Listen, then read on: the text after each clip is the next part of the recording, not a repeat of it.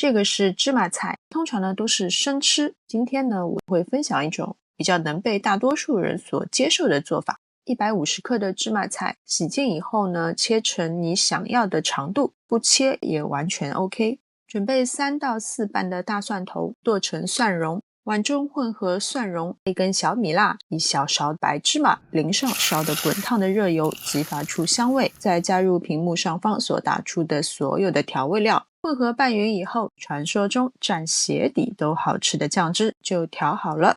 煮滚1锅水，加1大勺的食用油，放入芝麻菜，汆烫45秒。这个水里我没有加盐，不然的话拌入酱汁以后可能会过咸。还有就是建议汆烫芝麻菜的时间控制在1分钟以内。汆烫好的芝麻叶捞出，沥干水分以后，拌入调好的酱汁，凉拌芝麻菜就完成了。芝麻菜不仅营养非常丰富，也是卡路里比较低的一种绿色蔬菜，所以非常适合想要保持身材和健康饮食的人群。好了，今天的视频就到这边，非常感谢大家的观看，我们下次再见。